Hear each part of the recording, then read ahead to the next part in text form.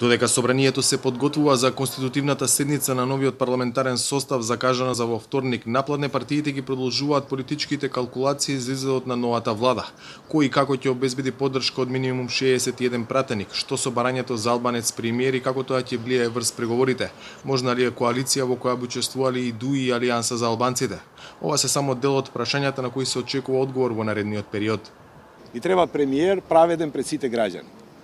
А не ни треба премиер за само за една етничка заедница. Мора да признаваме дека ДУИ е легален денес, како резултат на баш оние институции кои се политизирани и фатени од нивна страна, како резултат на 18 години монизам на албанското општество тука. Легитимни не се. И од СДСМ повторуваат дека се уште не преговараат и дека процесот ќе почне по конститутивната седница на собранието. Социјалдемократите, како што порачуваат, се против концептот на ДУИ за ротирачки премиер, што би значило еден период владата да ја води човек од СДСМ, друг период партијата на Ахмети. Вице-премиерот за евроинтеграција, кој е од редовите на ДУИ по денешната средба со холандскиот амбасадор на која се зборувало за изборите, прати порака која според содржината се однесува на актуелниот коалициски партнер СДСМ.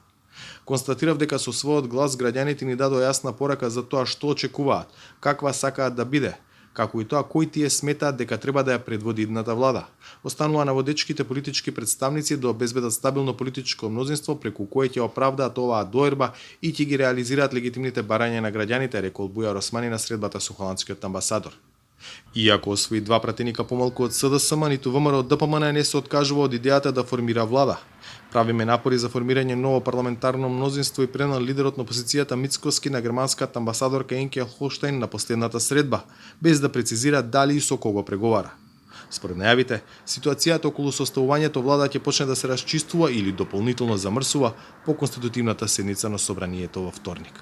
За Гласот на Америка, од Скопје, Владимир Мирчевски.